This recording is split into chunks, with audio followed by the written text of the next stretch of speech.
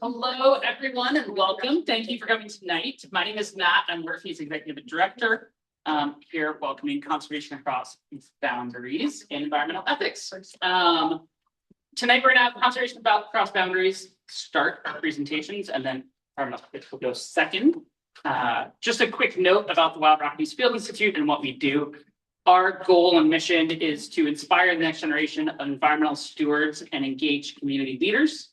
We do that through field education courses where students go out and get to learn academic content and read academic readings and have academic discussions with our instructors. But they also are interacting with the landscapes and going to places that look like this and learning from the land, but also learning from the people that live in that landscape.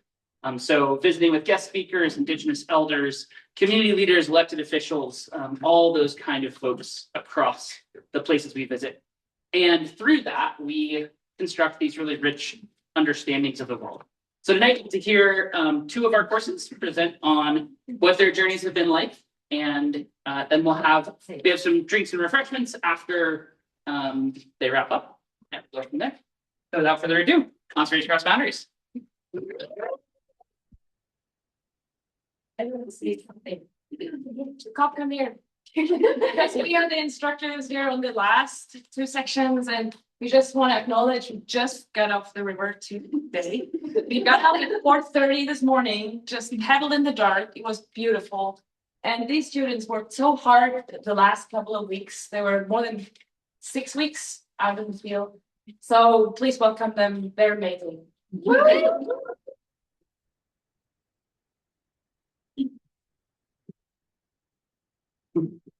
All right, thank you. First, we would like to start with a land acknowledgement. We respectfully acknowledge that the land we travel through, we can learn from our ancestral and traditional homelands of the traditional Indigenous nations in Montana and Canada. We who have cared for these places since time immemorial. So thank you. Thank you, Ben.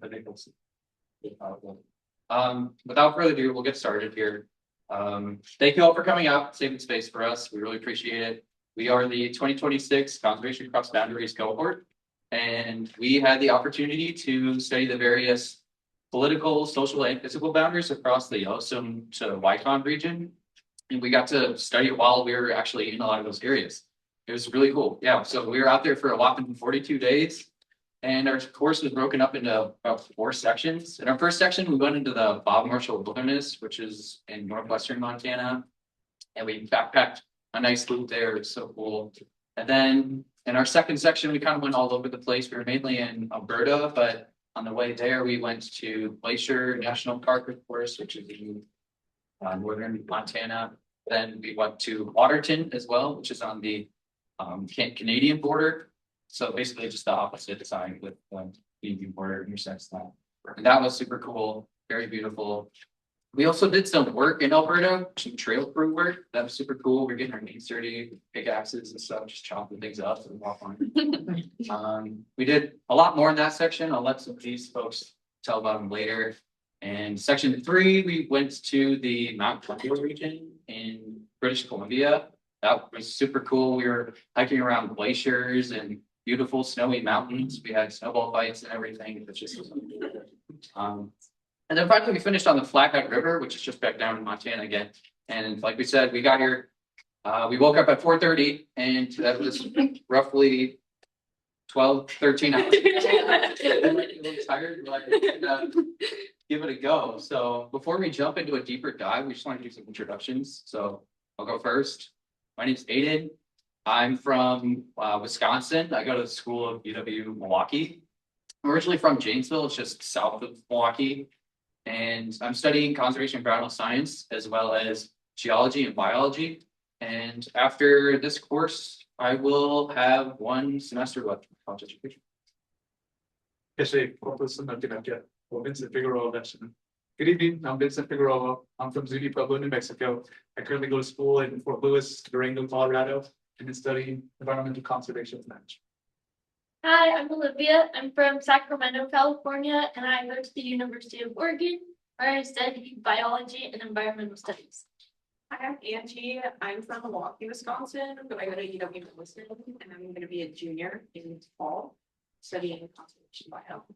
My name's Hannah. I'm a graduating senior at the University of Tennessee at Chattanooga, where I've been studying environmental science, environmental studies, and creative writing.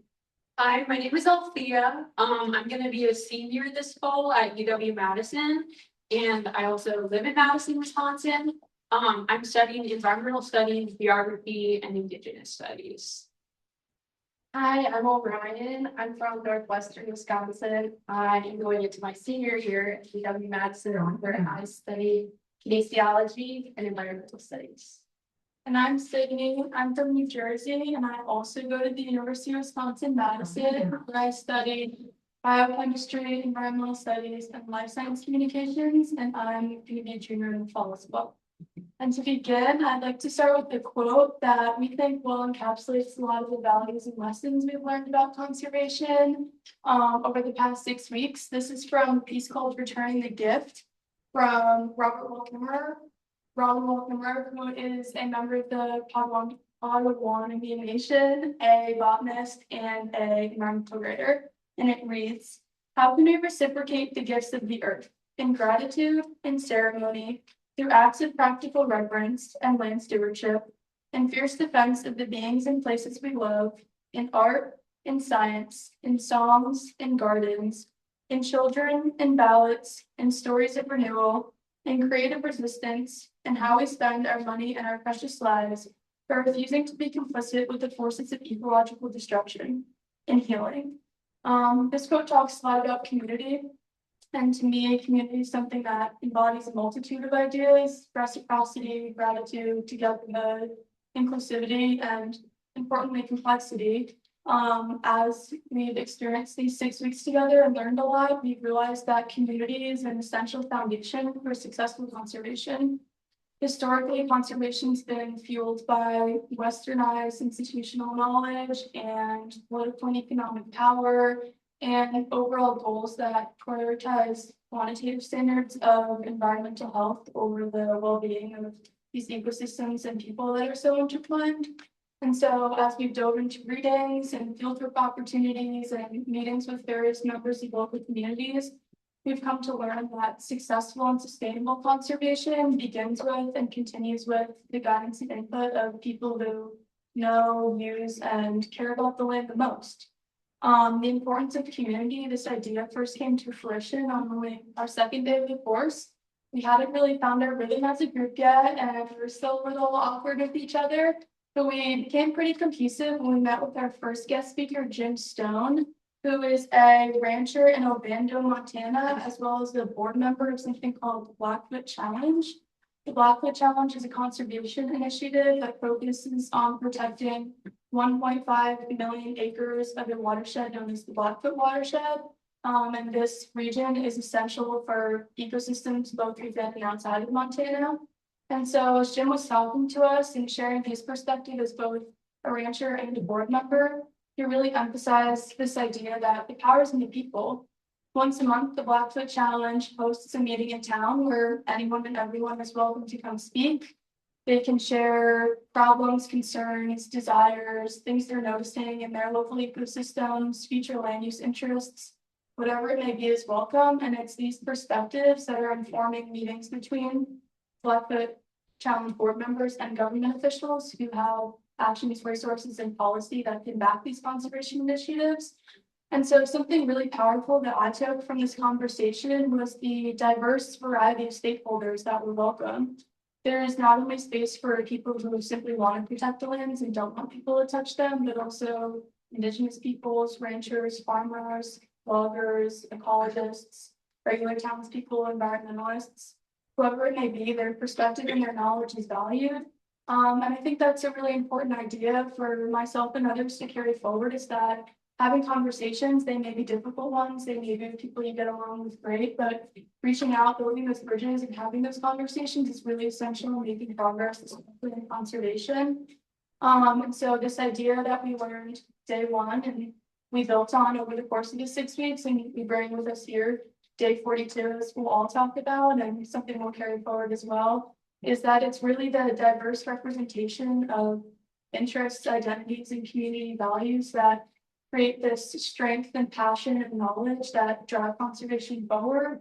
And community is really the essential factor in creating conservation initiatives that focus on helping combat ecological destruction while simultaneously prioritizing the people affected by these initiatives most. I'm going to pass it to Ryan next, who's going to talk about different relationships both within and between communities and conservation. Thanks, Libby. As she mentioned, one of the foundational aspects of communities is the relationships that help establish and maintain a community. Right away in section 1, we discussed our relationship with recreation, conservation, and other land users. While learning about this, we were simultaneously building relationships within our own group. We started our first backpacking adventure in the marginal wilderness of Montana. While there, we confronted some conflicting values of what wilderness means and how we view wilderness. While in the bog, our original loop was deterred by a natural relationship between rainfall causing water to rise. So we were unable to cross a river we were supposed to. So we all got up the map and decided that a little lollipop loop marked on the map would be a good choice. That was a detrimental decision. The first day was fine. There was some deadfall, but it was good. It was a long day of hiking. And then we camped in a place called Wet. It was wet. And then our second day, we climbed a lot. And then we came to this beautiful mountain clearing where we had lunch, and spirits were very high. They quickly fell. After lunch, we were quickly faced with a never-ending sea of gray deadfall that you may have seen in a couple pictures. And we spent the next 8 hours climbing over and under the deadfall. That was charred in a lot of places. So we were all covered in soot and ash and scrapes and cuts. While most people probably would have been miserable during this experience, we were not. We made the whole thing a joke. And I really think that this day allowed us to form super meaningful relationships within our group. And after that, we were all immediately so close. Goat Creek was what that was.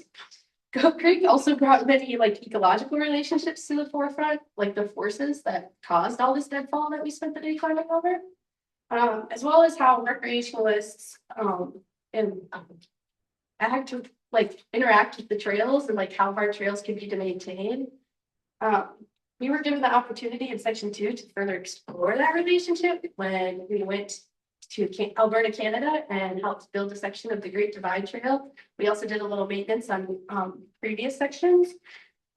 So to build trail, if you don't know, is kind of destructive. We had to chop up a lot of live roots and scrape away foliage on the ground because the goal is to make a trail, a dirt path that's comfortable to walk on and also will stand the test of time. And for me, this brought up a lot of conflicting thoughts of conservation and recreation. Does the means of chopping up live roots justify the ends of the trail? This question kind of stuck with me a lot through that section. And it brought up one of my most memorable readings in the course, which was Ethan Lake's "Your Stoke Won't Save Us." In this article, Lake talks a lot about the complex relationships between outdoor recreation and meaningful conservation actions. And he talks a lot about how we prioritize conserving grand landscapes like glaciers and large mountain ranges. However, our stoke for these areas neglects a lot of other landscapes that are necessary for conservation, ecosystems, and habitats. This reading also set the stage for a collective discussion with everyone at the trail crew, where we talked a lot about how and if we think our stoke for these areas does lead to environmental stewardship. And for a lot of people there, it has. But our stoke for these green landscapes has led to a lot of detrimental effects on Indigenous communities, as a lot of these places are their ancestral homelands, and we've kind of pushed them out. And Aiden is going to talk a little bit more about that. Yeah, very well said, Irene. I'm going to kind of transition between the stoke that Orion was kind of mentioning and how, we set aside a lot of these public land areas to really appreciate, and kind of talk about how sometimes it actually negatively affects a lot of Indigenous communities. For one, we talked about the idea of wilderness while we were in the virtual wilderness. And so what legally a wilderness area is, it's an area of public land that is specifically designated to keep it as wild as possible with as little human intervention as possible. So other public lands, kind of like national parks, state parks, national forests, national monuments, wildlife refuges, Wilderness areas are like the most strict when it comes to human intervention. And the document itself, they mentioned this idea of untrammeled and or untrammeling, and that's where they try and make sure that the land is uncatered to humans in any way possible. And there's a quote actually in the document that mentions humans are visitors that don't remain, which sounds good at face value. You know, you go in and you go out, and we've been taught to not leave a trace. And there are obviously some good for that. Like they've got, it's a good way to mitigate as many human infrastructure as possible. Like when you're in there, the only thing that we saw were bridges really that human built, and it just felt so different than any other public area I've been in. Like I remember right when we crossed that first bridge and we were like surrounded by trees. I was looking around, I was like, okay, a bear is gonna come out and like any minute now. Did not find any actually, so awesome. But yeah, it was just like such an odd feeling because I've never been in a wilderness area before, and it really does feel different in the way that there's just nothing there. It's just you and this idea of wilderness. They've also, in the document they mentioned that they have 5,000 acres of land set aside, and that can have a lot of advantages to mitigate that human congestion, and as well as like when people need to come in and help maintain a lot of those natural processes. Their influence is not as extreme. So there's a lot of good for this area, but kind of going back to that quote, humans are visitors that don't remain. Like it entirely neglects the idea of indigenous occupation and the history of their, them thriving in these lands in the past, and kind of having that in a legal document really makes it challenging to open that up as a possibility in the future. And that's kind of a difficult thing, especially because a lot of these wilderness areas are on indigenous lands. And that's just a wrong that needs to be righted, I believe. It's our whole idea of wilderness came from when they were occupying these lands anyways. So to like push them out, designate it to have no human intervention and call it wilderness is really hypocritical, and it's kind of criminal. They even kind of go against this whole idea of untrammeledness, I guess, of being untrammeled land. In the own document, they mentioned that these lands have to have some sort of geological, historical, cultural, educational value. And just the idea of setting aside land that has value to humans is entirely against the idea of setting aside areas that are supposed to have no human influence at all. So they even contradicts itself within its own document.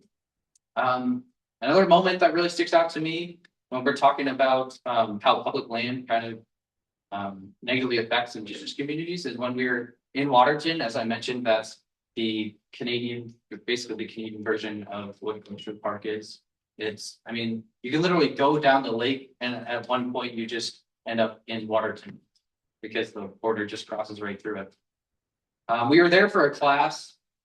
We did a day hike there up to this lake called Bertha Lake. It's an alpine lake. And we hiked up this mountain. It was really beautiful. We could see the main lake, and it was just so emerald green. We were surrounded by these mountains and trees. And we were hiking up several waterfalls, and we even saw like the tail of a cougar in the way distance, like kind of skittering up. It was a really cool walk just up there.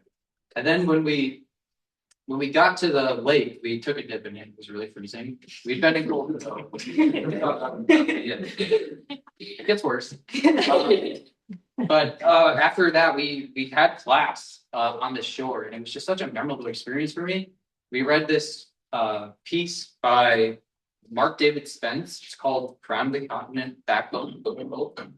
This mentions how the Blackfeet Confederacy had this land taken from them.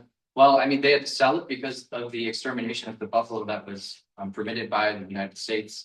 And it also talked about how their land was then taken, and we put railroads through it, refragmented with railroads and a lot of these hotels, and we still called it wild.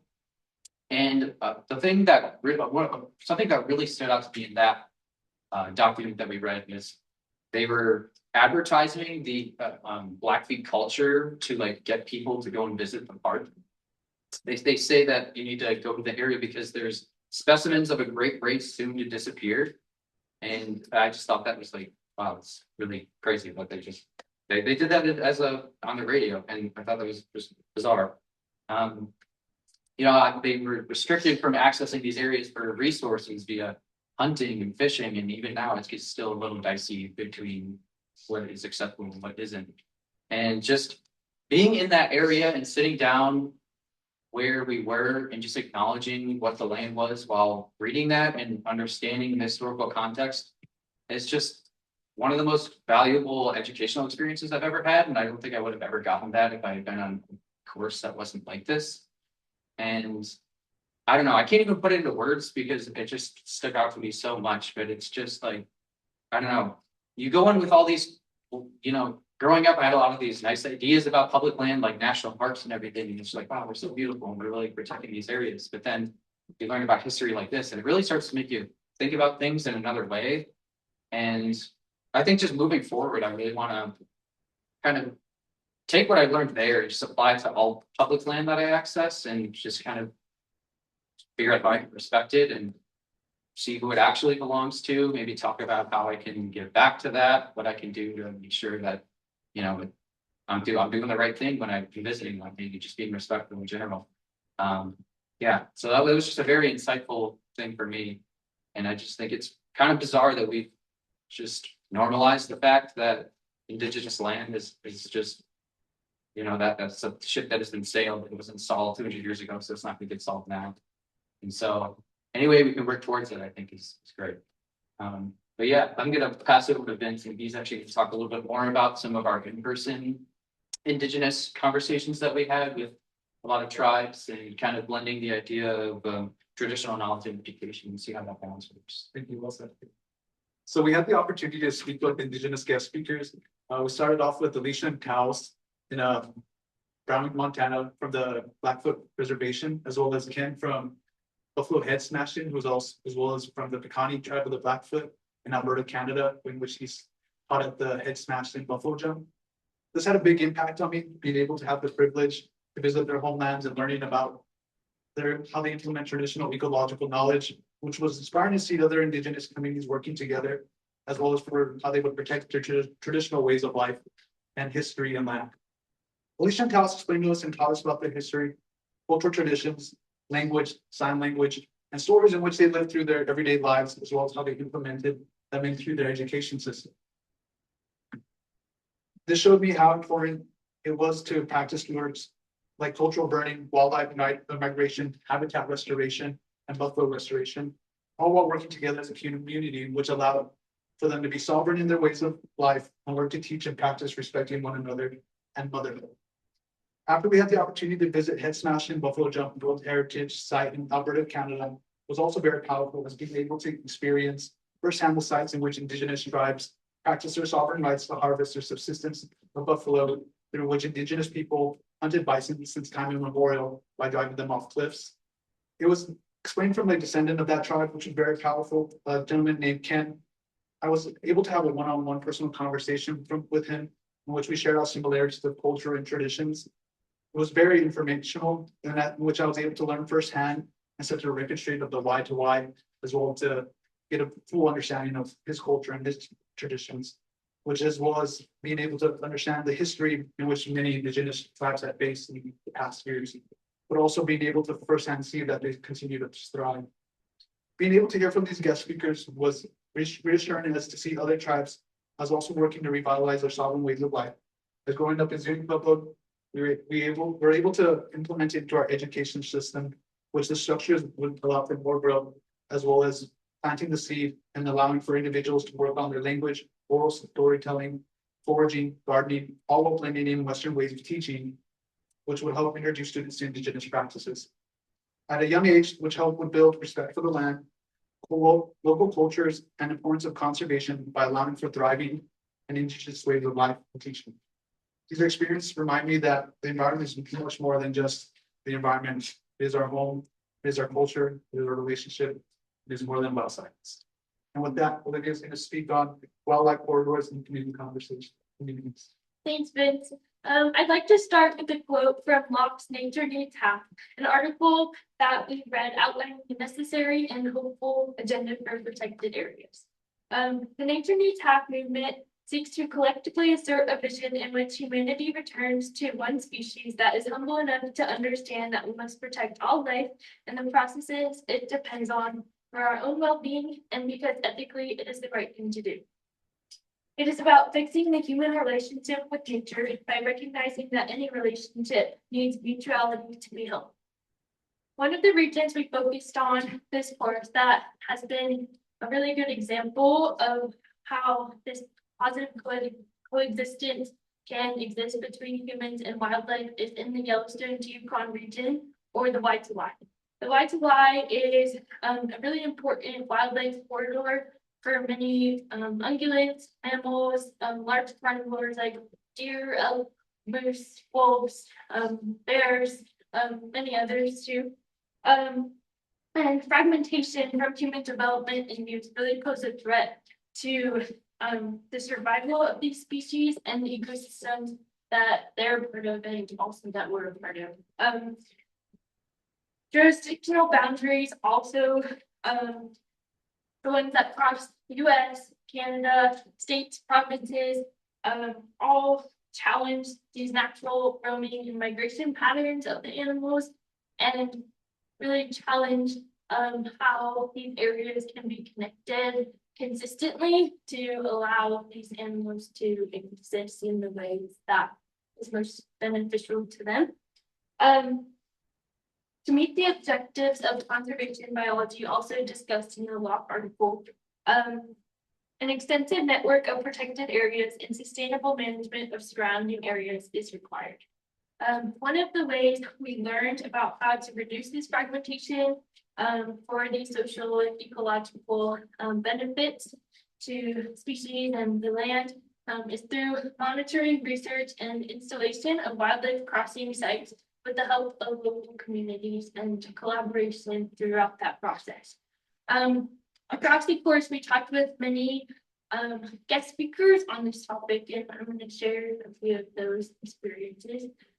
First, we met with Rob and Loretta, who are road ecologists in Alberta, to hear about their work on citizen science project in their local community. After continually seeing a lot of wildlife killed along roadways, they decided to start with this project to count the number of species they saw killed or injured, and create a database for themselves and community members to contribute to.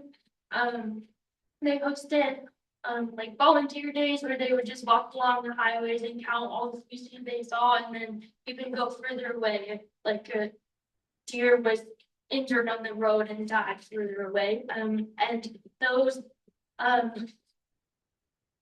counts that they put in that database, they shared with their local government, and they successfully convinced and their government to install wildlife fencing that has significantly reduced those human wildlife conflicts in the area.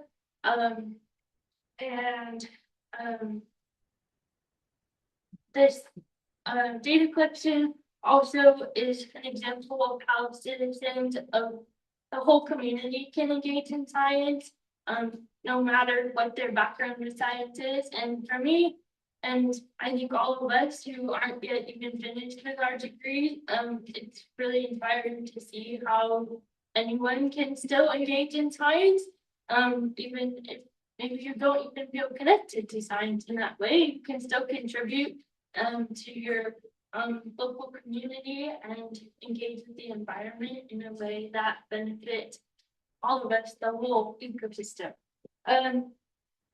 It was also, we met with Emily Bryan, who works with the Nature Conservancy of Canada, and she brought us around to different wildlife crossing sites that she's worked on, a lot of fencing again, and also 2 underpass sites. Those are really cool to hear about.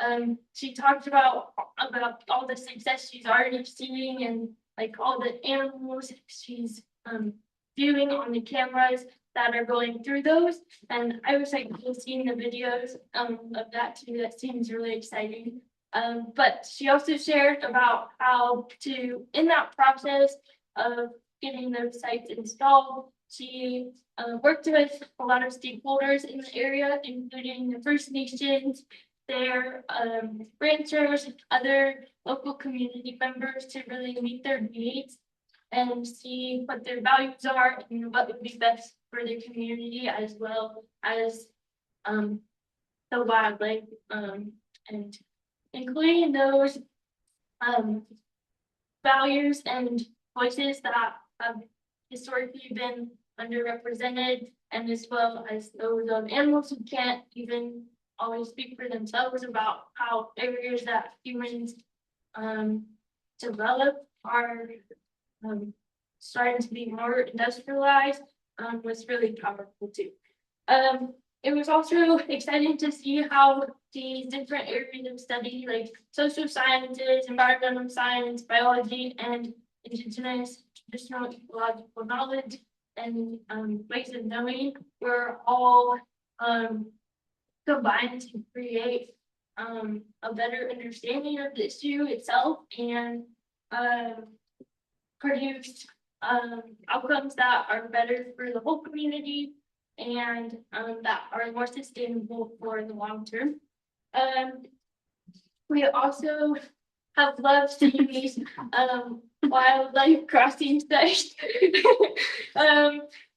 across the US and Canada. We just passed one today, an overpass, and we all like shouted out the car window, like, oh my gosh, an overpass! And we're still excited about it every time. We also in Waterton Glacier International Peace Park near there, we saw like one for salamanders too, which was cool. But yeah, it's been really inspiring to see how this collaboration continues to increase over time. And I think I find a lot of hope from that and how this is going to continue in this way. And as we can keep considering like who else can we talk to, who else's opinions are out there that we need to value and really engage everyone in the conversation more to have better conservation. Now I will pass it to Angie, who will speak about the Elk River Alliance and how they connect to stakeholders and communities. Thank you, Olivia. I'm going to be talking about like how community and listening to all stakeholders in the community are like key components to conservation. The Elk River Alliance is a nonprofit organization that it's like a great example of this. We were able to talk to them during a roundtable a couple weeks ago, which was amazing. Their main goal is to prevent and monitor the further damage of the Elk River watershed from local mines with the selenium contamination. The damage has like basically like hurt like the salmon population within the watershed, along with just like the entire ecosystem in general. This is a big problem within like British Columbia, which is where it is, like where we had the roundtable. Because of how big like the mining operations are there, 83% of the GDP in British Columbia comes from the coal in British Columbia. So obviously this is like a really big economic part of their town and like that area. This being said, the Elk River Alliance is like working really hard to like work the entire community and like just like so many like parts, especially the First Nations. They put a lot of time and effort to really like learn about like what they have to teach them, what they want to do with the land, along with just like listening and like creating a relationship with them. Along the lines of what Olivia was saying, they do certain like citizen like science projects with people where they like call people up, ask them about their land, like how that could affect the watershed, or just like see if they want to volunteer, that sort of thing. There's also volunteering opportunities through the Elk River Alliance. And the thing that shocked me the most was that like minor like employees will like come out and like help with conservation efforts, like volunteering, and just like having like that kind of impact on like the entire community is like just really, really awesome. Like volunteering opportunities also like allow for like educational experiences, I guess, like it like teaches about the ecosystem along with just like being able to connect more to the community. So you're able to like learn more like sides of the community. Another thing is that they like maintain a relationship with the mining and logging companies within the area, which can be like really difficult, obviously, because they have like occasionally they'll have like opposing views, obviously, because it's mining versus like conservation efforts. It's not like a very sustainable use of the land. So another example of how they like will like connect different things is through the monitoring collective they have. So they like allow different parties that have data on the monitoring of the river watershed to be able to like basically add their data to the collective data so that they have like a more like a fuller picture of what the conservation efforts are like. Because of the fact that the Elk River watershed like flows through so many boundaries, so it's kind of like disconnecting them all and like really just being able to like see what they're able to do. The roundtable was hosted by Les Frank and Dr. Stella Swanson. They were amazing hosts. It was a really nice house, and like they were just amazing.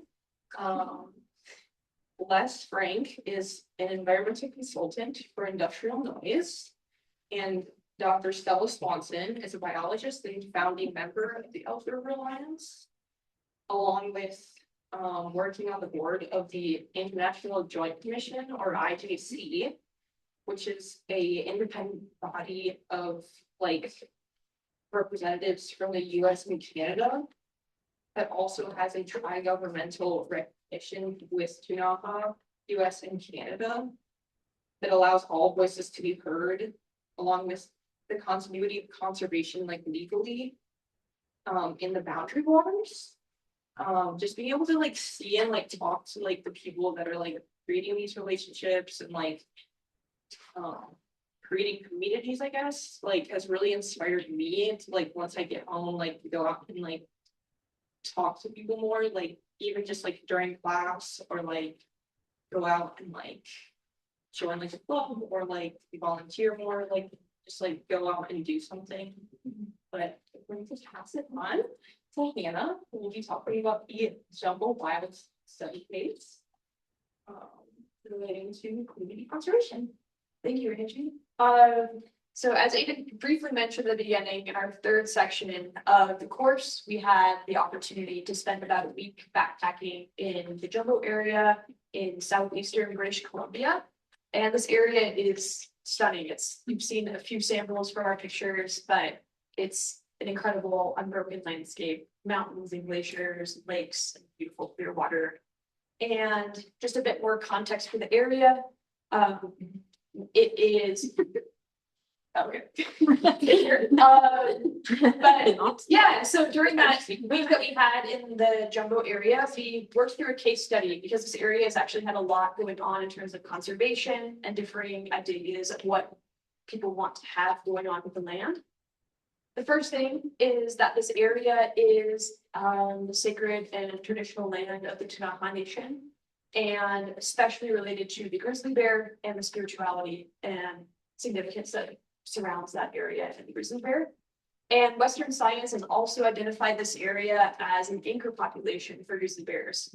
So this area basically acts as a middle ground between bear populations higher up and bear populations lower down, and allows for there to be continuous flow of genes and populations throughout this area, ultimately creating a stronger overall population in the greater region. And look, many locals in the area have also enjoyed this space as a wild landscape for a very long time. But in 1990, a European developer decided that he wanted to propose building a ski resort on the glacier so that people could have year-round ski, and kind of posed it, there would be a lot of economic gain for the area in terms of jobs and tourism, but also that obviously would have implications for how Jumbo was able to be experienced, both from indigenous perspectives, but also from other local perspectives that have appreciated it as this wild landscape. And locally, sort of led by the TUNAHA Nation themselves, there was a strong overall opposition for development in this area because of all these values that people had And together and collectively, they were able to share their opinions and their desire for Jumbo to remain wild with local, regional, and larger governments. And although it took almost 30 years for any decision to be made, it was ultimately decided that Jumbo was going to remain wild. So in 2020, that was decided, and it's also in the time become a Indigenous protected and managed area, which ensures that the Ktunaxa Nation is able to manage and care for and experience the land as they always have. And I think for me, as a person going into the environmental field, it gave me a lot of hope to see what happened in Jumbo, where even though it took 30 years, it was the continued effort and collective efforts from the community that were ultimately able to transform this kind of imposing idea of what this place should have, or what this place was wanted to have become. And I think for a lot of us in the environmental field, we would love to see answers and decisions be made on a shorter term basis, as in we state our opinion, we don't want this, and then the governments decide, okay, fine, we can change that now. And that's often not the case, but seeing how this worked out gave me, a lot of hope. And if I maintain my values and continue pushing for what I want to see and join with communities, ultimately this can become those desires can become a reality. And I think the piece of this that made it even more special was getting to hear the firsthand experience of being in Jumbos, like during this time, from our hosts, Dave and Carol Zender, who were kind enough to let us stay at their ranch, which is a gorgeous property located near the area that we backpacked up in Invermere. And yeah, they were a part of that support for the Ktunaxa's push to keep Jumbo wild and the overall community's efforts. And yeah, getting to hear from their own experience of the patience and continued effort and continued pressures was really inspiring. So thank you to the Zenders for, again, hosting us and also sharing your experience with this specific case study. And I'm going to pass it off to Althea now, and she's going to talk about another Indigenous-led conservation effort that we have later in the course. Yeah, thank you, Hannah. So after we left the Jumbo Pass region from Canada and came back down to the US into Montana, we headed towards the Flathead Indian Reservation to start our fourth and final section on the Flathead River that we just got off today. But before doing that, we met with Dr. Peter Vigoni, who works as a land manager and researcher on the Confederated Salish and Kootenai Tribal Bison Range, dream job. Basically, the goal for that bison range is to have bison be reintroduced again to the landscape, large scale, again, and just to be brought back to that like native landscape. He emphasized how he takes a lot of information, not takes a lot of information, he works with tribal nations, the specific tribal knowledge holders and elders of those nations, which I thought was really interesting to hear about. And he also emphasized how he takes as many opinions and perspectives into account when he does his research so that it's well informed. And he also emphasized the fact that he doesn't want to just introduce native plants to the environment and just have them thrive on the landscape. He wants the tribal nations to directly benefit and harvest and use those native plants as well as the bison. So I thought that was a really cool relationship. And I also think it was a great example of Indigenous-led conservation, really empowering the tribal nations to make decisions. Yeah, and I would love to see more of that from where I'm from and just all over. Again, like Hannah said, it might take a long time, but I think it's really worth it in the end if we're looking at these big, larger landscape ideas. But yeah, so it was really cool learning about that, talking to Peter. We read the Confederated Salish and Kootenai Tribal Climate Management document, which is also really fascinating.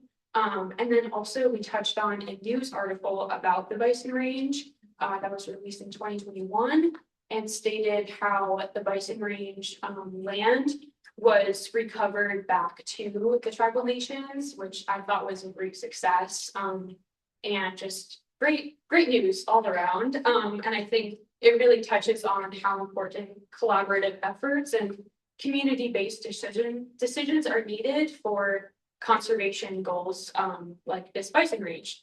So after we exited the bison range, we met up with Jared Pettinato, a lawyer based in DC, and then Dr. Carrie Bolton, a conservation geneticist. And that was sort of a slight shift in our conversation and talked more about the political and legal framework that it takes in order for a bison range and just like the reintroduction of bison in a landscape to actually work and happen. And for me, at least, I'm not super knowledgeable in that legal framework. So it was really cool to hear all that information. And it was a lot of information at once, but it was really great. And especially in this political climate, sometimes it feels like you're losing hope a little, but I think they both really emphasize the fact that empowering individuals to take on matters that involve action is like best done communally on a communal level. So I thought that was really empowering, really great to hear. I'll definitely take that information forward. And I want to end sort of our academic section with another quote from Robin Wall Kimmerer, Returning the Gift. We can be partners in renewal. We can be medicine for Earth.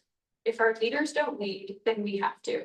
If all our leaders ask is that we are quietly complicit with destruction, we say we are a better species than that. Yeah, I thought that was a great quote. So now I'm just gonna shift gears a little bit, literally, and we're gonna draw on some of our favorite memories from this course, as we have realized that there is this common thread of community in all of our academics and experiences that we've had. And I think we have literally seen conservation across boundaries work, seeing all this collaboration and community sort of initiatives happening, starting from an individual level to state, federal, and then country large landscape level. So I can go first. I think, well, I forgot to mention, I love seeing the bison in real life. That was like the best, seeing all the bison, the free range bison. They're magnificent. But I think my other little memory was last night, actually. We were doing a gratitude circle to sort of end our course. And me and Aiden have definitely really wanted to see a bear, but all of us have. And we haven't seen a bear yet. And you're like, oh well, I guess we won't see one at all. And then right during our gratitude circle, we saw a black bear in the distance, and it was far away enough, but we saw it and we we're like, wow, that's a sign. It's really cool. That's a sign. Yeah. One of the memories that stands out to me is also from our river section. We got to experience some really just beautiful things and stay at some really incredible campsites alongside the river. And a lot of those campsites had really long roads, and we weren't really sure where they went, but we decided to start taking walks on them in our spare time. And yeah, getting to just walk through these beautiful flowing landscapes together and looking for exciting things to walk to, like the nearest telephone pole or other interesting landmarks. It's really fun, but more than the walks, it was just getting to have time building community with each other and developing and strengthening the relationships that we've built so far in this course. Yeah, one of my favorite memories was after we had just hiked up a relatively steep and thin moraine. I have fear of heights. And so that was really scary for me, but having it, I was way in the front because I was trying to set the pace, but having everyone cheering me on behind me was just amazing. And then also just at the end, after conquering that, I was just it was just so amazing to see the sights of seeing what I had just done for fun. Yeah. Also the glacier that we walked to after that moraine. It's also really fun. We got to camp up there, and then a few days later, we walked over the mountain to the other side and we got to sled down the mountain. We used anything we could find to sled down it. Our butts first, then trash bags. We had a frisbee. Thank you, Alberta. I personally used my reader. We used our chairs. And it was really cool to be up there looking down on all the landscapes we had seen before. And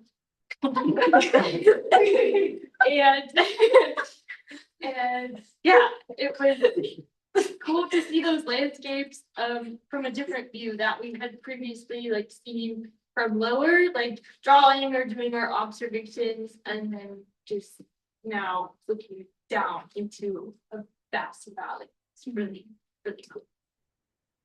One of the many memories that really stuck out to me is when we had the opportunity at Woods Lake outside of Missoula, Montana, and I was able to show my love and respect for fly fishing, which I was able to see, experience with my peers and see their genuine curiosity and excitement, and just make that experience even way more meaningful than it was, and just to see the stoke was really made their lives.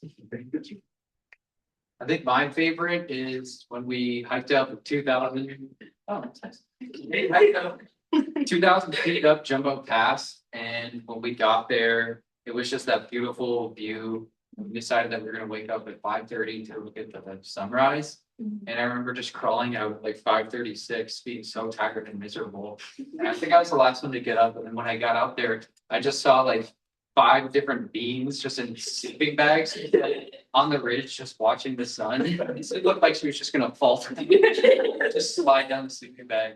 And I joined them, and obviously I beamed up. I put my sleeping bag in, and we just watched the sunrise. It was so awesome. And it just made me, I don't know, it was so beautiful to just watch that and be surrounded by these people that I love and I've got to know in the past 6 weeks. And it was really special. My favorite memory was when we were in this kind of like, we were surrounded by mountains in Jumbo Pass, and we had our layover day the next day. So we had talked a lot through sections 1 and 2 that one night we were going to get up and look at the stars, and it hadn't happened yet.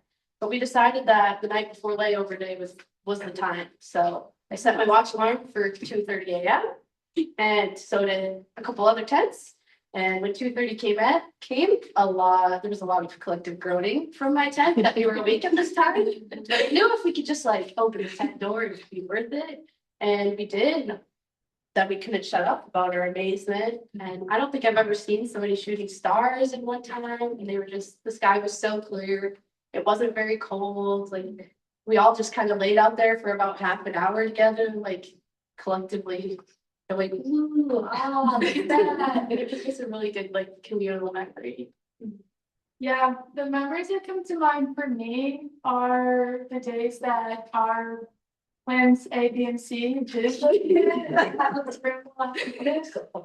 talked about Good Creek and we talked about the Morgan Day. We had a couple of challenging days, and even on one of our layover days, we woke up to clear skies that soon turned into some pretty nasty thunderstorms, and we found ourselves squatting in a boulder field and avoid getting struck by lightning. But through all these things, we would joke and we sing and we just make a fool out of ourselves. We have the best time ever, and I think that really speaks to the community we've built here over the past 6 weeks. So to close out our presentation, we want to say a lot of thank yous. To begin with, we want to say thank you to the land and the landscapes that allowed us to recreate and learn from them and learn through them about the issues and the topics we care so deeply about. We would also like to thank our very first guest speaker, Jim Stone, who brought us onto his ranch and really started off our course on a really positive note about conservation and the work that he's doing within his ranch, as well as the Blackfoot Challenge.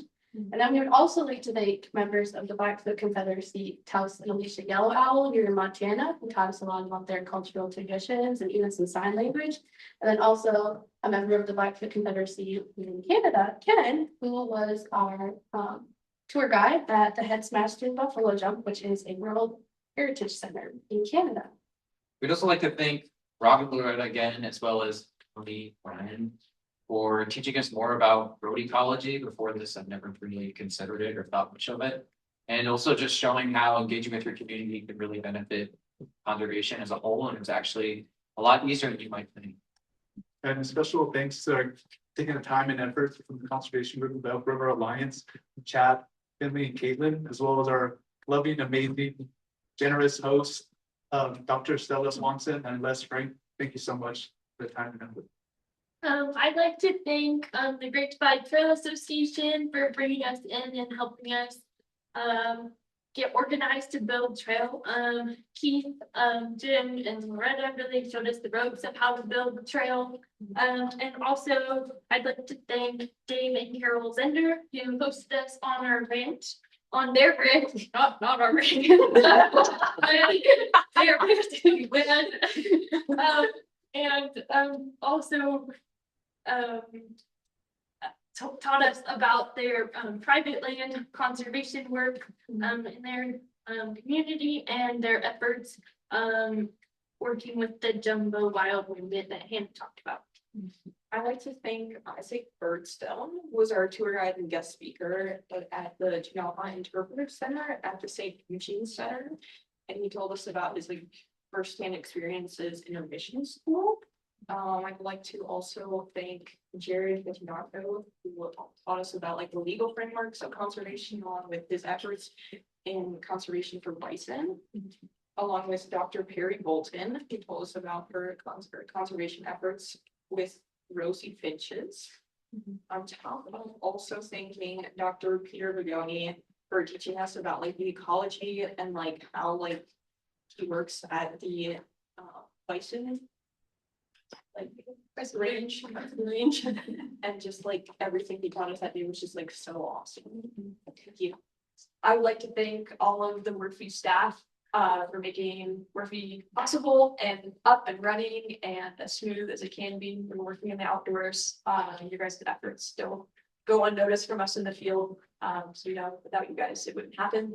And thank you for all of our instructors as well. You all have been absolutely incredible. We've learned so much from you and had so many, such unique, special experiences getting to connect and experience really beautiful places together while learning about everything else.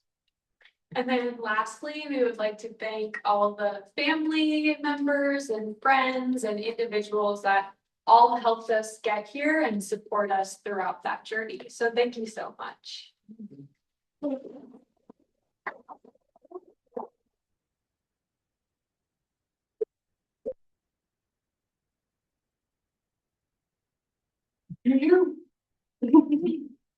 All right, so usually at the end of our presentations, we open it up to anybody who has questions for you all. And that includes folks online. We'll start with one from the crowd at home.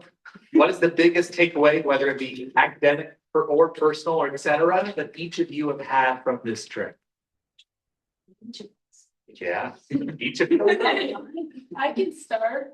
I think mine is just like be true to yourself and build your personality when meeting 7 strangers and having to live with them for 6 weeks, but also be true to your values and carry them with you and all the work you do and all the people you talk to, because they'll carry you pretty far and keep pretty cool connections. I learned a lot about like how it doesn't take a big movement. Like there's a lot of little things that I never even really thought actually made a difference that do make a difference. And there were a lot of things I didn't know contributed in positive ways that I'd already done.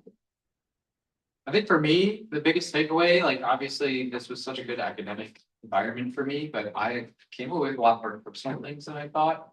And for me, the biggest thing is that I gained like so much more confidence in myself, just about interacting with people socially and my own knowledge. And I just feel like, I don't know, I learned a lot more about myself than I thought I would. It's like really valuable. Myself would be me, living in the moment and going with the flow and just allowing yourself to be vulnerable and building yourself in community and growing. I think I learned through a lot of the examples we saw that a lot of like ups and downs in policy and a lot of different conservation efforts. There's still so much going on in the background that is sometimes unnoticed, but all those little things will really add up and they're consistent efforts and they'll keep making a difference in the long term. And also, I think I've realized that, like speaking up and using your voice to advocate for those things that you believe in is super powerful. And I'd like to do that more. I think for me, it's just like making connections. It's just like essential for this kind of work. And like also similar to what Aiden was saying, like I feel like a lot more confident in myself after this course. I think something that I'm taking away is how there's so many ways that conservation can happen. It does happen. And so often like that when it's local, you have people that know how the area works and what the area needs so much more than larger conservation and kind of the abstract side of science can understand. So yeah, just the diversity of ways that conservation can work. I think for me is stay humble and like keep learning. I think this has just shown me that I really like don't know that much. Well, I'm going to college, but I think there's so much to learn, and this environment was just really, really positive, and I really love the academics. I love the personal just journey, but I think really staying humble is a good lesson.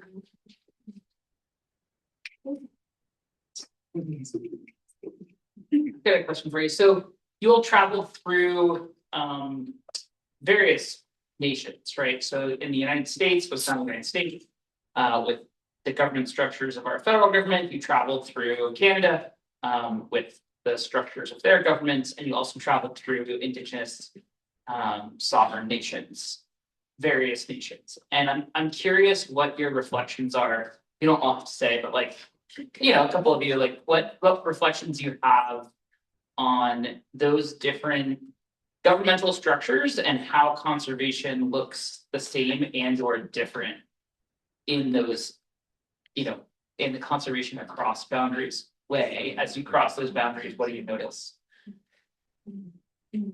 I can kind of start. For me, I kind of think of it as a perspective of like an animal that's going through these lands. Like if you're a wolf and you're traveling from Montana up into British Columbia, you might go through Alberta as well. And maybe you'll pass through some tribal lands as well. You won't even recognize that you're going through these geopolitical boundaries. And when you're crossing, it's like it can switch like that. Like you could be permitted here, you could be hunted here, and it's so convoluted, and they're like even within themselves, it's just so convoluted. I think my experience in Canada made me realize that their relationship with indigenous nations is more advanced than ours is in the United States. I mean, for example, we learned that we don't even have legally UNDRIP, which is the United Nations Declaration of Indigenous Rights. We don't have anything like that that is legally binding in the United States, and Canada does.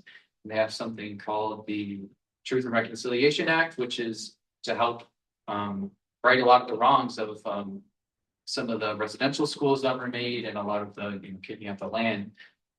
It might not be perfect right now, but it's still a step forward in that right direction. And I think allowing for Indigenous sovereignty is really critical to conservation.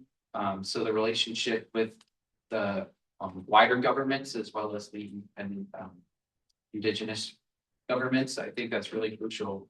And the United States could really work on that. It's crucial because conservation is deeply rooted in their way of life, and the way that we currently are running things is just not working. I mean, we are rapidly facing climate change right now at a rapid pace. And I think by allowing these indigenous nations to have more of a say and ability to, conserve is really crucial. And I think that's kind of stuff from here.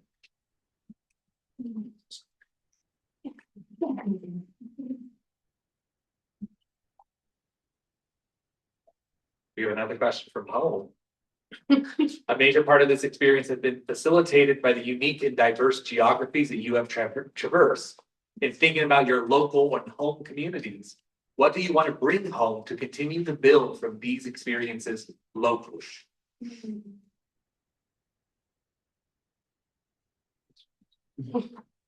Yeah, I can start.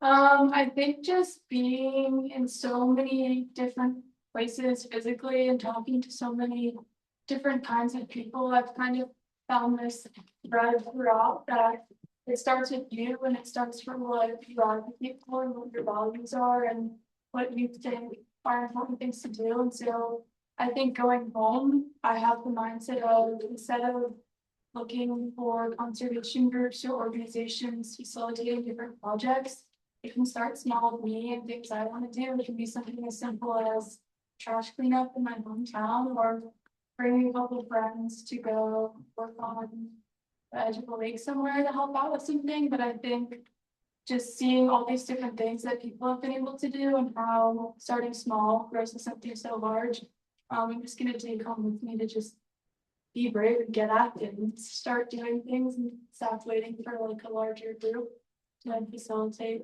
something bigger.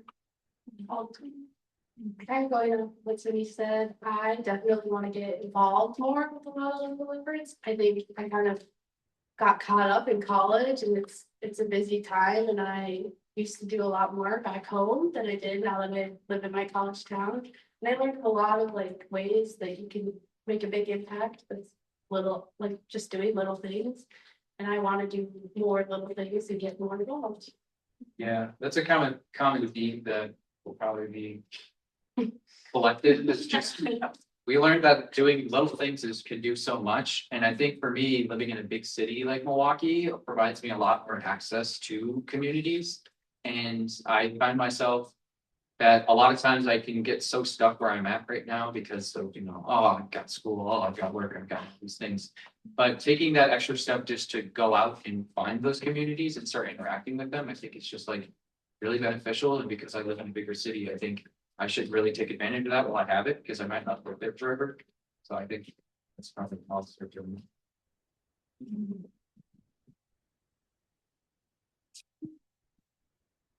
All right, awesome. Well, I want to respect that we've got another group coming up next. So one more round of applause for Confluence.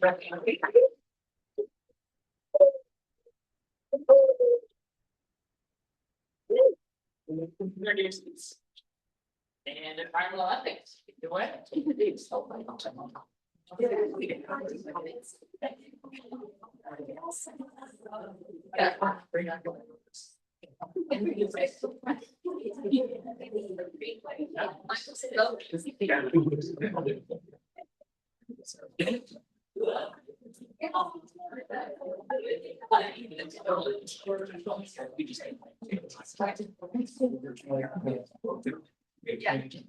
Yeah. You guys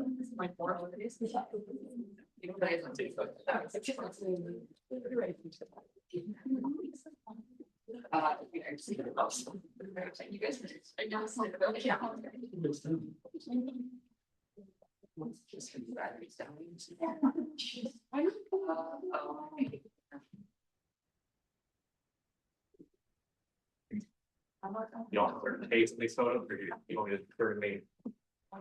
What's that? There's like 50 of them, so just keep Keep it moving. Got it.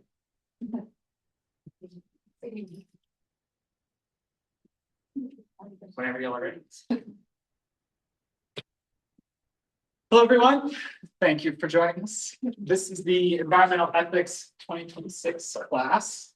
My name is Zach. This is Kirsten. We're the instructors for this course. For the last 3 weeks, we've explored some of the most precious areas in Northwest Montana. And without taking away from all of the special little pieces that they'll share with you, we'll move it up to them. Thanks a lot for being here. All right. So to begin, we all kind of made a little story about something we learned and something we loved about this trip. So that's what we'll be sharing. And my name is Tatum, and I'm Vicky. Okay. On July 10th, 7 excited students embarked on our 20-day environmental ethics course. Half of them unaware that we were even taking a philosophy course. Now, philosophy means we were going to have to be curious, ask big questions, and find no certain answers, but we were ready. All from unique hometowns, majors, colleges, families, and perspectives. our first task didn't involve prepping our physical backpacks, but rather opening our ethical backpacks. Where did our worldviews come from? Our family, our education, our lifestyles? This ethical backpack is important because it defines where our beliefs come from and why we hold them. Some may be so deep in there that we don't even know they exist. But this self-reflection was really critical to our experience on this course because, at least to me, it opened opportunities for my worldview to be challenged in ways I've never considered. One of our first discussions was about the Wilderness Act of 1964. I originally saw nothing wrong with it. It was preserving nature, wasn't it? Still in act today, areas designated wilderness are federally protected lands that, as stated, retains its permeable character and influence, and where man himself is a visitor does not remain. Sounds great, right? Pristine nature with access for the people. Yet that exact wording implies a certain worldview. The idea that man is a visitor creates the separation of humans from nature, and this separation enables mistreatment and a hierarchy of values.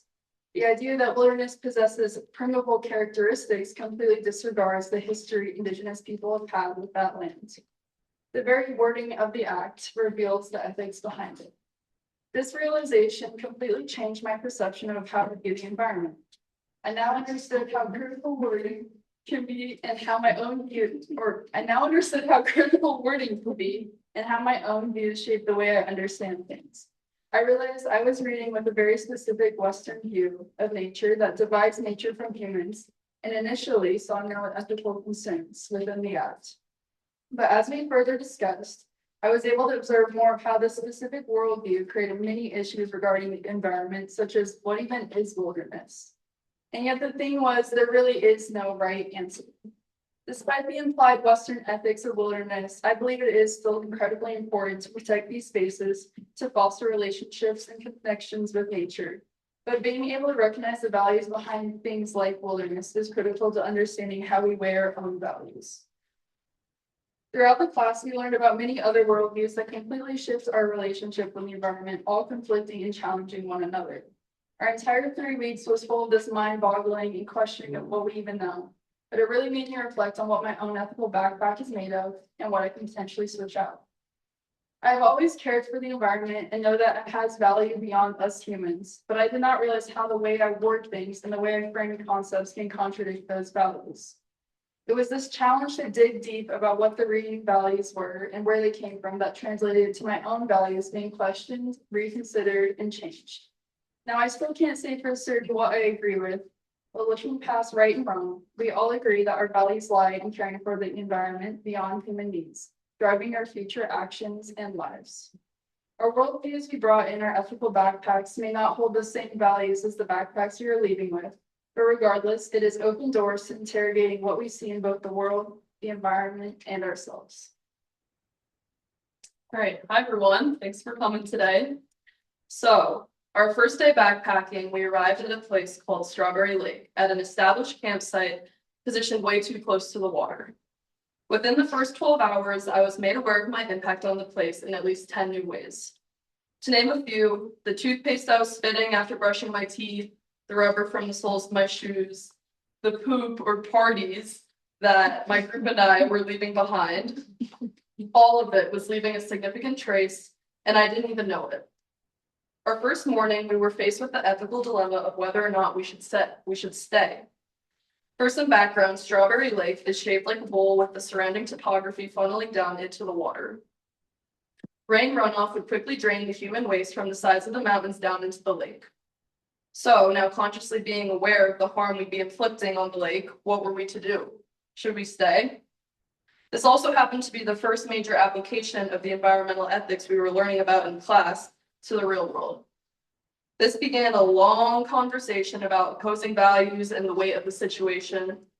On one side of our value scale, we had caring about the well-being of the lake, and on the other side was the success of the educational experience, which we'd all prepared so extensively for, and we cared about the outcome of greatly. Weighing in the logistical issues also acted as a secondary concern. After long deliberation, the scale tipped and we decided to stay one more night. This conversation brought to light the challenge of an ethical question, differing values. These differing values shape our worldviews and drive our decision-making along with the actions that we choose to take. Though we stayed the extra night, we ensured to have our parties as far away from the lake as possible, digging the deepest holes we could. Our actions had changed. This was the first of many mindset shifters for me. I couldn't believe the impact my presence had on the environment we were in, and I felt a need to do anything in my power to mitigate it. It has come to my attention that a big cause for many of the environmental issues we've created is a lack of awareness. And once we become aware, we have a moral responsibility to do everything in our power to care for this planet that we all call home. In the backcountry, that looks like swallowing the toothpaste, being conscious of the paths you walk, and trekking up the side of a mountain through the brush and having your party hundreds of yards away from the water with mosquitoes biting your butt. In reality, it really is a small price to pay to protect a beautiful place like Strawberry Lake and something that we can all work towards doing in our everyday lives. To conserve and heal our Mother Earth, who provides so much for us, and without, we are nothing. Thanks, Andy. My name's Jess, and I'm going to talk a little bit about how we uncovered differences in justice and injustice throughout our course. So we spent a lot of the time, might be the same as you guys, talking about climate injustices from the disproportionate effects of climate change, different effects of colonialization, and also effects that we might not think as much about, like land management or where our buildings stand. And so, like Tatum and Andy mentioned, we spent a lot of time really interrogating our worldviews. And there's one specific conversation that I think lasted maybe 2.5 or 3 hours. And we came out of it saying our brains felt like they were exploding. And that's a good thing, first off. And so this piece we read is by an Indigenous philosopher, Deloria, and he talked a lot about the differences in worldview of Western scientific knowledge and the scientific processes that all of our institutions and research and everything is based off of. And the differences between Indigenous views, practices, and relationships with the land. And we really learned a lot. And this took us a long time to actually take off our moral backpacks and figure out what we value and how we can also view what other people value. So one big takeaway that I'm going to share a couple of examples from is we learned the importance of looking at things from a bottom up perspective instead of a top-down perspective. So when I say top-down, I'm meaning more institutional level, federally operated things. But bottom up is more working with communities, people who are on the ground, small organizations like some of you mentioned. So we also visited the Blackfeet Reservation. And our first stop there was the Museum of the Plains Indian, which is a federally operated place. And in this place, we met with Alicia and Taos, who also taught you guys sign language, which it was amazing. And they had all sorts of amazing things to say, but we noticed some very big differences between what was written on the walls of the museum and shown versus what they were telling us about their culture and their history and their present. And so seeing that in real time is very different than reading about it in words on paper. So that was a big takeaway we had, and we carry their stories forward with us. Then we met with Anne, who is a wildlife biologist who works with the 6 people who make up the Glacier to Medicine Alliance. Another great example of a bottom-up organization. They're on the ground, they work on wildlife passes like you guys were talking about. And we really learned a lot about the relationships that can form and create real change. It doesn't have to go up a hierarchy and take months to even start a conversation. So then we also went to parts of Glacier National Park, which national parks were started in the US and have spread around the world, many of which other people have visited in other countries. So these are also examples of institutions. Talked a lot about institutions and the implications of them. And a lot of us had conflicting views when we went to Glacier National Park, because often our national parks are based off the instrumentalized value of nature or wilderness. And so looking at it as separate, pristine, untouched by man. And like you mentioned, that really erases the history of the land. And so realizing the impact of our positionality of us going to a national park and the history that that carries, and how in a way we are complicit in that just by being there, it brought up a lot of guilt almost, because we do love to go and experience national parks and see how things are conserved and see and appreciate the beauty. But also at the same time, that ignores a lot of the intrinsic value of the land and also the relationships that came there before. And this, I think, is a big reason why ethics matter. We need to know what our values are. And some of us learned new values we never knew we had on this trip. And once you realize what your values are, take a step back. You also need to examine the values of the institutions you're a part of, whether you know it or not. WRFI is an institution. We preach a lot of the things we've learned about minimizing our impact and community building support. But there's also other institutions everyone's part of, including our governments, including our schools, including even the dentist you go to. So why does this matter? It's because when we act and we contribute to places that align with our values, we make an impact both personally and through larger institutions. And this course has very much strengthened my belief that we all have the moral obligation to understand our positionality, whether that's good, bad, anything in between, where we are, interrogate our values and what we hold in our moral backpack, like Tatum was saying, and then act in a way that upholds them. This will allow us to better impact the places, the people, the animals, the systems that we believe in to drive change in the world, no matter how small. So I challenge all of you to take a step back and look into what is in your moral backpack, with the understanding that there are things in there that you might not know about. And then go forward and carry your values on your chest and try to convince other people to also explore what their values are and act out. Hi, my name's Bella, and in class we had a lot of discussions about values and how as humans we place values on things like nature. But then we ask, what even is nature? Aren't we a part of nature? Do we only value nature because it is beautiful, in turn filling us with aesthetic pleasure? But if we only view nature in this way, then what even is its true value? Is the landscape on your lock screen the same as actually being there? These questions left us deeply questioning what our true value of the world was, allowing us to reflect on our interconnected relationship with the rest of our ecosystem rather than separating ourselves from it.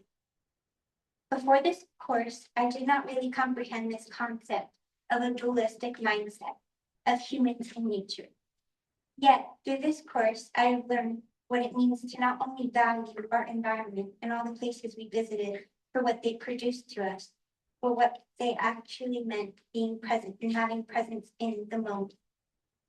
Valuing it for what it is and not what we think it should be. An impactful moment that I think really initiated and enabled us to change our mindsets and perceptions of nature was when we all agreed at the beginning of the course to not go on our phones at all. I think that this agreement allowed all of us to create a community with each other, without phones to distract us or take away from our experiences both with each other and in the places we were in. It created a place we could talk and laugh, which we did so much of. But even more, it allowed us to make personal connections to the places we visited on the course. For instance, on going to the Sun Road in Glacier National Park, we stopped at Sun Point. At first, we were all running up the hill, laughing, trying to catch the sunset because we were excited to see the sunset and possibly catch the perfect moment on our cameras. But when we reached the top, we all felt silent. As a group, we observed and took in all the mountains, trees, water, wind, and organisms surrounding us through our own eyes. We experienced life more than our own and had presence in it. We were able to value the ecosystem around us and all its complexities. More so, we were able to form relationships with Sun Point. Some of us will always feel connected to the rushing water that surrounded us and the living species in it. Some will cherish their connection with the mountains and the mystery of its inhabitants, or some like me will always value the ecosystem that brought all of these things together. Moreover, when we visited Logan Pass on the Hidden Trail Lake, the Hidden Lake Trail, we saw bighorn sheep. Again, without our perceptions of the sheep from social media or the urge to share a picture of the sheep from our phones, we were amazed. Watching the sheep present in the moment, expecting nothing more. Experiencing the sheep in this way allowed us to give meaning to the sheep and their natural habitat as they were, rather than the distant atmosphere on our phones. It allowed us to create a real present relationship with them from simply being around them. Usually, both Logan Pass and Confluence are perfect social media picture taking spots, but since we went later, we were devoid of this. We were still able to experience it without a focus on it creating the perfect picture.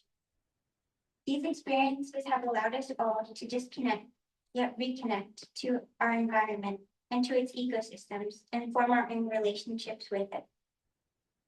We were enabled to reconnect to nature and ourselves in a less common way without technology, only ourselves and the world we were witnessing. And so, we challenge you all to think, are you allowing yourself to create a personal relationship with your surroundings, human and non-human? Is your phone impacting the way you see the world? When we set down our phones and view the world with open eyes, it can truly be amazing as these last few weeks. Thank you, Bella. Hi, everyone, I'm Nate, and I'm going to be talking about Glacier National Park. So to me, visiting Glacier National Park is one of the most beautiful parts of the whole trip. It's also one of the most challenging hikes that we went on. But we were rewarded with rolling mountains, forests, turquoise lakes, a glacial runoff, and even a waterfall that we had to walk under, which helped cool us among the last leg of the journey.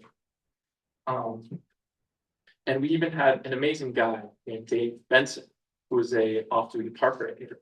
He was incredibly knowledgeable about all of the stuff around us, the geology, the plants, the animals, and even the atmospheric conditions of the day.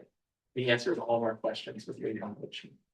And during that hike, Dave ended up posing some very interesting questions about the ethics on conservation choices.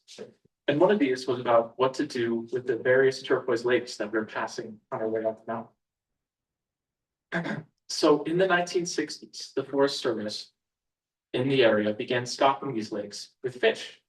And before the stocking, there was nothing in these lakes other than the natural creatures, most of them small, and underwater plants. In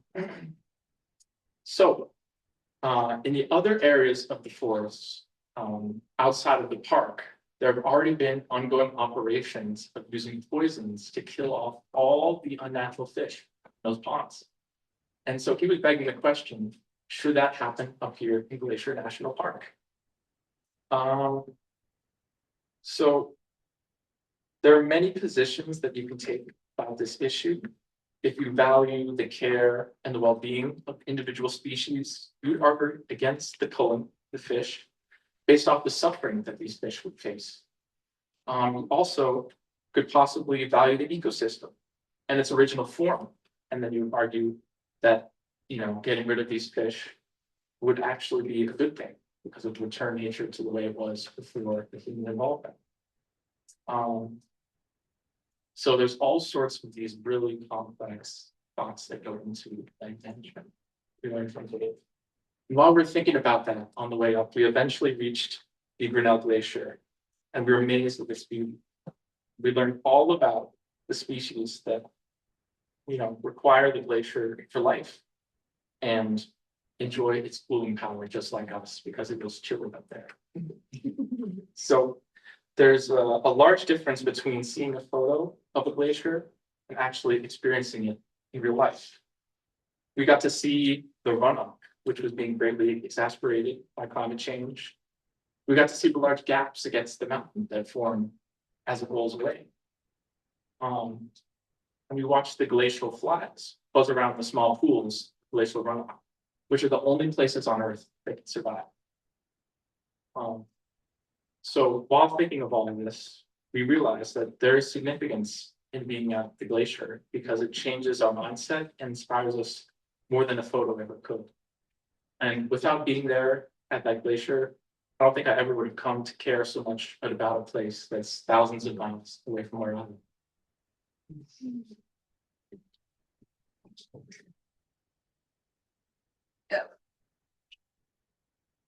Hello, my name's Juliana, and this volume is for the players in the back. One thing that I appreciated on this course was the sheer amount of care on display with every waking moment. A new person would wake up earlier every day to boil water for everyone to breakfast with.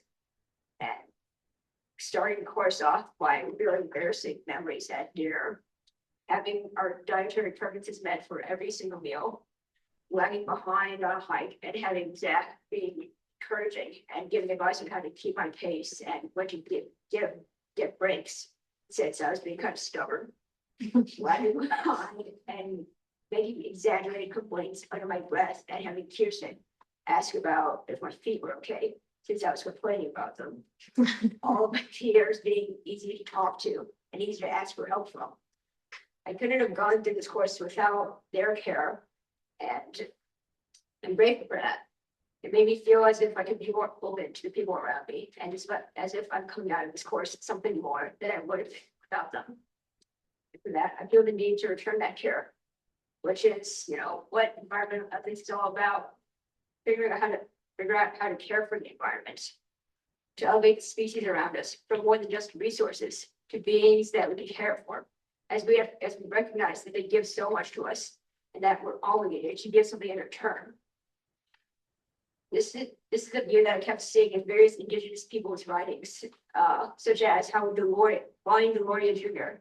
says that humans are the little brothers to the rest of nature, rather than the masters of it, or how I'm going to butcher this pronunciation, the Chemise Clispe Culture Committee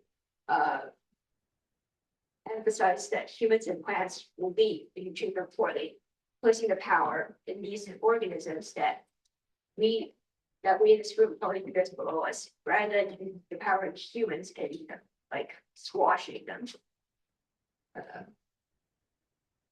I think that we can see the reason that why I was thinking now, me and my peers.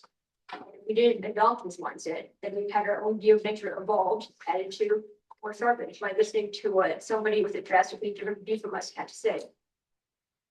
To care about what the people around us had to say, to care about the nature that we've never seen before, to think about how best to care for the nature around and outside of us. That's what I take from this course. I hope to pay for my actions in the future, whether it's by going vegan, buying less wasteful items, or something much greater. Because the first way to show that you care about something is by stopping your hurt of it. And next is to nurture it to show that you care. Hi everyone, my name is Chloe. So through our various class discussions, we would often bring up questions like, why does this matter? Or why are we choosing to value this thing in this way? An example of this from one of our classes while we were in the Bob Marshall Wilderness is when we discussed if we should use assisted migration to save the white bark pine. We discussed if it was ethical or not because it could have potential negative impacts on the birds that feed on the seeds of the trees. And because it would be another part of nature humans touch, making it seem less vital. Before having this conversation in class, my original thought was that we should not move the trees because of the negatives I just listed. But as we discussed, that moving the trees could benefit other ecosystems and future generations of people so that they could enjoy their unique structures, my perspective changed. I no longer thought that valuing the potential negatives was most important. My values changed to see the importance in taking chances because it could lead to a great result. I now believe that we need to try to move the white bark pine because I see now that I value the aesthetics of the trees for people to enjoy and that I value the health of ecosystems that the trees could potentially provide. I'm glad we had this open discussion because it really made me question my original beliefs and it allowed me to arrive at a new perspective of my own values. I think it is important to see that my values change because this shows how it is crucial to see other perspectives because this can widen or change views and opinions. I learned that this is why it is important to keep questioning because you never know where you might land and how this change in thinking could make an impact on what actions you decide to take. I want to continue to ask why throughout college and into my future career so I can discover more ways on how I can have a positive impact on our environment. I chose this course to learn more about why we need to try and help our environment and the ethics behind our actions in doing so. This might be my why for choosing to take this course, but we all decided to be here because we feel a strong connection to our environment.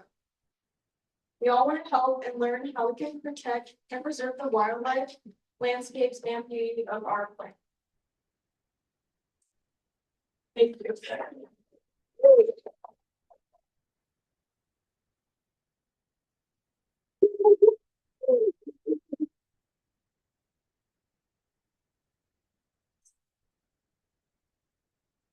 All right, like before, we'll open up to any questions. I guess I have one. What was each of your favorite like academic sections or just like, what was your favorite class that you had, I guess? Or favorite reading, anything? Interesting, so like what your favorite most. They're pretty dense. My personal favorite was this Australian philosopher. She's an eco-feminist philosopher named Val Plumwood. And we read two of her pieces, one about rationalism and one about wilderness. And it really put in perspective like where we should place humans in like the bodies of nature. And I thought it was really cool. I've never even considered anything like that. I thought that a lot of the Indigenous readings were very interesting. It kind of connected what I was learning about in class this last semester to what we learned about this semester as well. So that was kind of interesting to see. Deloria was one of my favorites for sure, because he kind of talked about this mindset that was very different from mine when viewing nature in terms of like animacy and inanimacy. It's actually what I ended up writing my final paper about. I think just like seeing an Indigenous perspective like that and feeling like it was so difficult to adopt just because you don't grow up in an environment and with that lens of the world. I found it inspiring to know that like you can adopt pieces of those kind of mindsets, even if you don't grow up in an environment like that. So I just think hearing about all the Indigenous and then hearing from them at the Blackfeet Reservation as well was just very, very mind-opening for sure. Yeah, I think each of our readings we all took a lot away from. I agree with Tatum. Plumwood was really, really interesting. And Kirsten's teaching a course on feminism next semester, so we're all excitedly waiting for her syllabus so we can. But I thought I had never viewed one of the things she talked about was how nature and women are both viewed in a similar way and oppressed in similar ways. And for example, like the concept of virginity and being a virgin and untouched by man, untrammeled by man. So just a lot of connections. Part of what I study is gender and women's studies, and so that was really cool to see. And I also studied work in global health, and there were a lot of readings we talked about national parks, and I've been to a lot of national parks abroad and lived with the people who are affected by them. Most personally to me, the Maasai people in Kenya. And so that's kind of what I wrote in my final paper on, is the ethics of the American tourist and the harms that American tourism can perpetuate. And so I thought it was really interesting to learn, like our course really focused on the US, but also to be able to apply those to different international settings and see how like the US and Western worldview has made a really big impact on different places. And also the relations between like Indigenous, like you guys talked about how the relations between like the Canadian government and Indigenous people in Canada is a little bit more advanced than ours here in the US. And my experience in Kenya and other places is that they are even lower than we are and they have less relationships. So it was really cool to kind of like see using my experience and bridging what we learned in this course. And one of my favorite papers was, I forget who it was by, but they made the claim that all national parks should be returned to the tribes. And I think I agree with that. As much as I love going to national parks and seeing the beauty of them, like like you mentioned, it's so insanely crazy how normalized it is that we just accept that as fact. And I think that my university does a really good job of interacting with the local tribes in Wisconsin, and we learn a lot about that curriculum, and our institution does a really good job of that. But I think there's a lot of other ways that we can do that. So I also really like Cromwell. I think her reading's really eye-opening because she talks a lot about how we should have a relationship with nature, that we are a part of nature.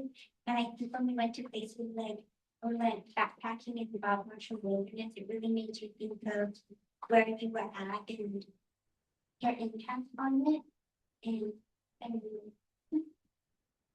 My favorite reading was probably Preston's, because I want to be a park ranger.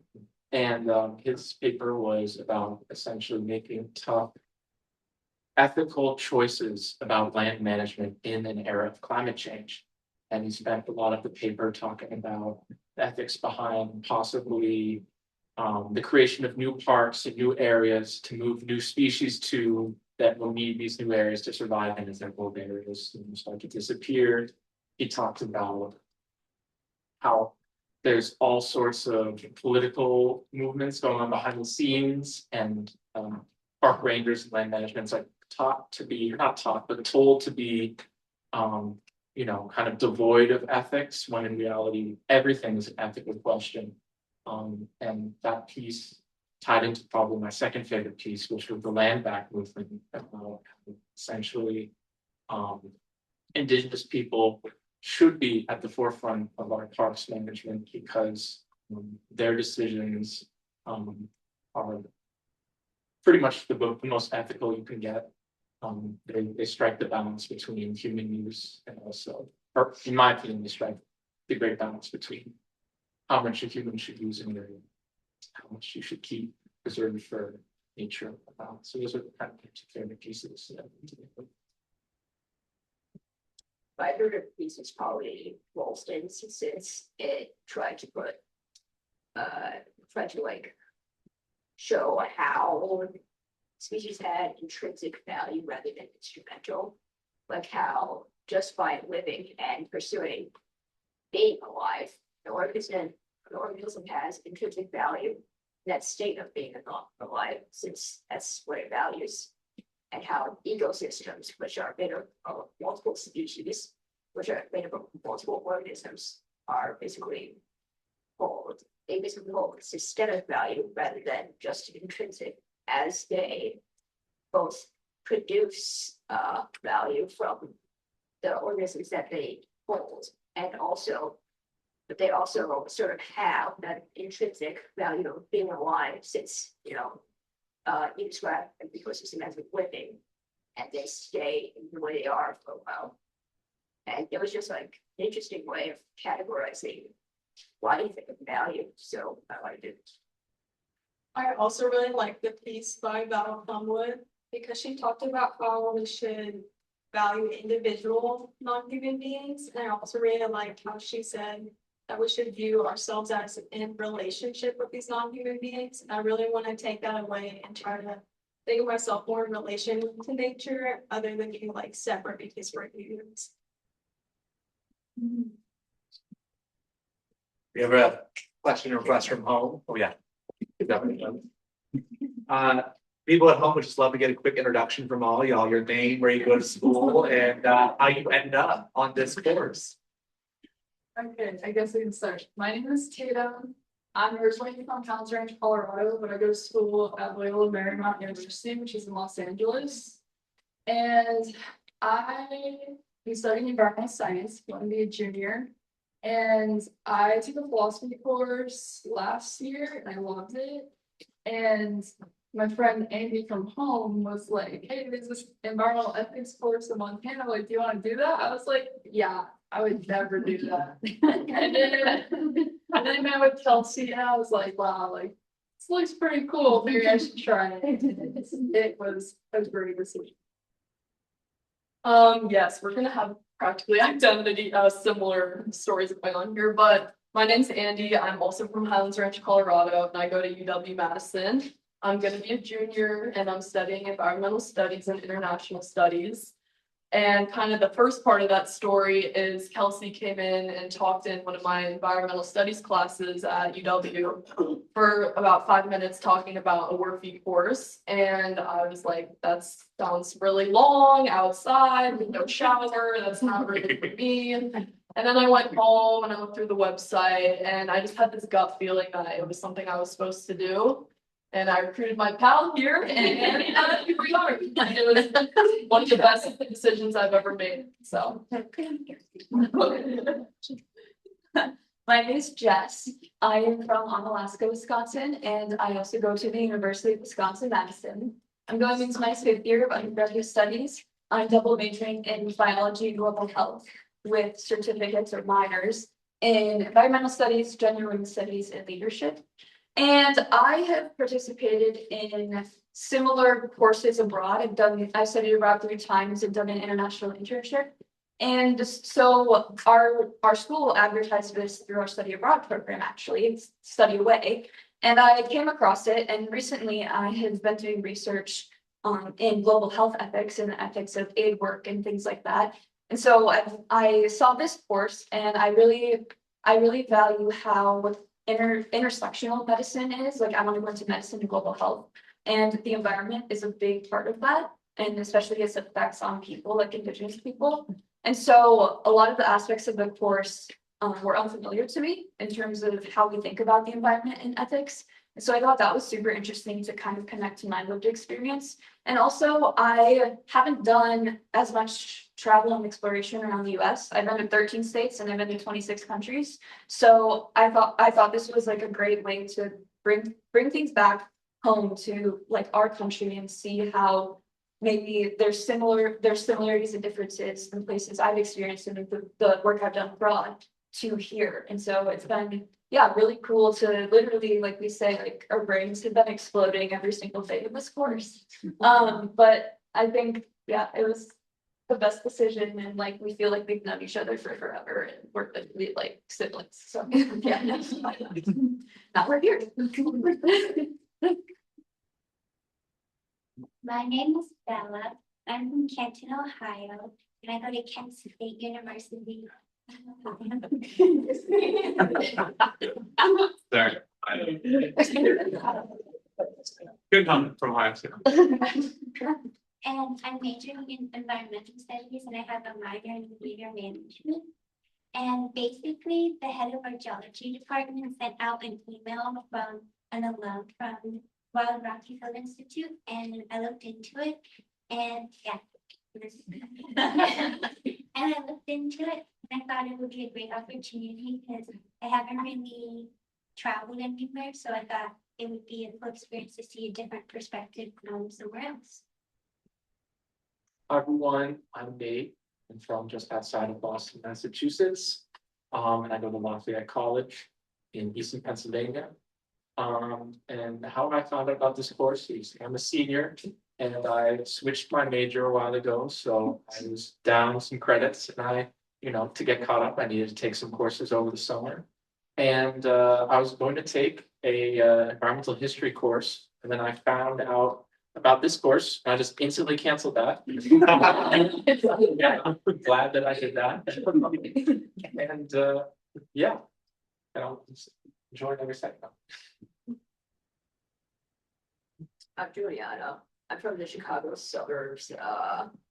I also go to UW-Madison. I'm currently majoring in entomology, and I got out about this course because one of my professors sort of like advertised it to us at the start of class. And it sounded like interesting, but maybe not my thing then. But then my mother said that over the course of summer, she kind of wanted me out of the house.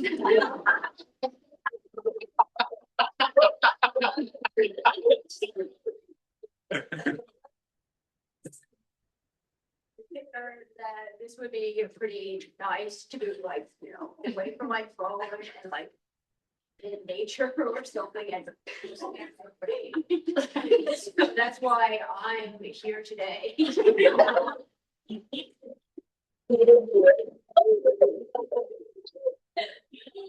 Hi, I'm Chloe. Chloe. I'm from Indiana and I go to Indiana University of Indianapolis. I'm studying environmental science and I chose to take this course because I recently switched my major from biology and I was pre-dental, but I kind of figured out that's not for me. So I wanted to do something over the summer to really like get into my major because I didn't really know much about it. And I'm really glad I took this course because it has really reaffirmed my decision and switched my major. All right, let's take one more question from Cobb and then we'll wrap up. Hi, thanks. Thanks for sharing. This sounds like a really awesome experience and it's cool to be able to hear what you learned and the gifts that you're given and bringing back. I'm curious, so you talked a lot about like how much you've reflected on values, your personal values and values of different decisions. Do you have any like insights or ideas for the rest of us on what we do when values come into conflict? That is the question of life, isn't it?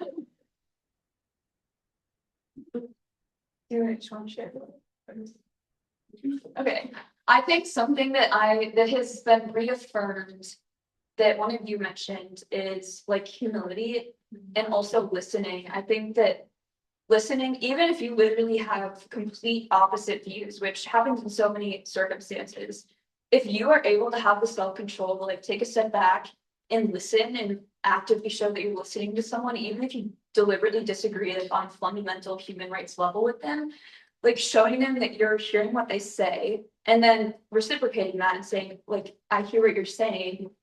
And then kind of mapping out in a more simple way your line of thought and your values and why you believe that this is the way things should go. And just like it's really hard to do in practice because we often get like really heated, especially in political moments where people literally just ignore everything. But I think that listening can do a lot.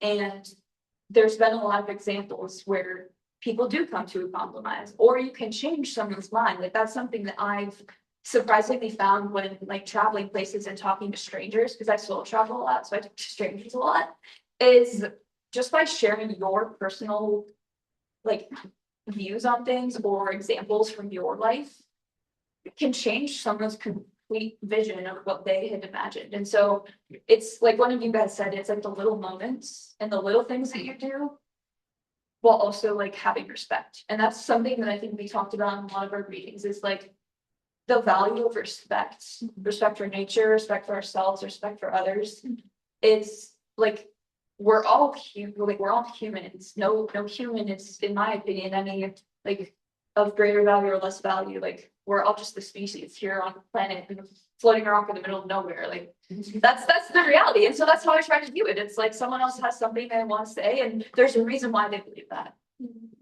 And you might not agree with that reason and might be from things they don't even know are in their own moral backpack, right? Like things that affect you that you don't even know why. So I don't know, that's kind of what I take away is just always listening. I love listening to people's stories and sharing their stories and like combating stereotypes about a lot of things. So I don't know, that's kind of what I say. Just listen and don't agree with them. No one likes what yours. Yeah, I guess just adding on to that, my values were probably questioned every single day of this course. I feel like every time you started a reading and I read it on my own, I had one idea about it and then we'd have a conversation and it was totally flipped on its head. I mean, I think it's just all about keeping an open mind, and someone said it earlier, realizing that you don't know everything. And I think that in life, you are learning every single day until the last day you live. Like you never know everything. And I feel like the best way I can say it is keeping an open mind, listening, like Jess was talking about, and realizing that your perspective today could change tomorrow. And that I talked about a little bit earlier with the Indigenous communities, like you can adopt and kind of transform other people's values to fit your own experiences, which I think is something really powerful that I learned on this course.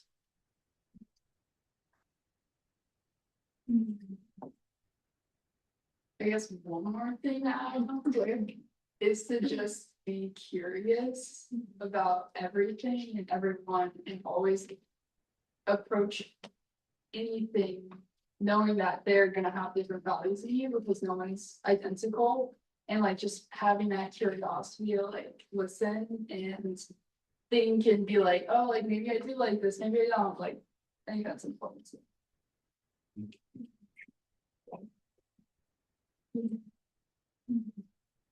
All right, let's give it up one more time.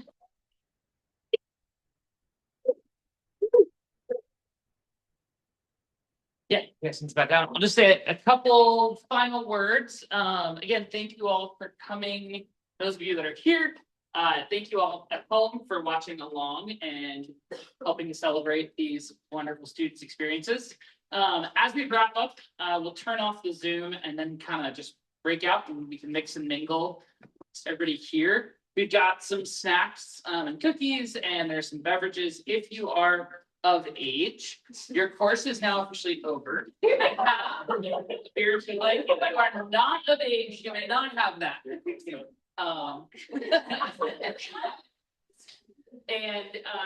Yeah, otherwise we'll have some, we've got some snacks and things like that. We can have till people participate, and thank you all so much. One more time, and round of applause.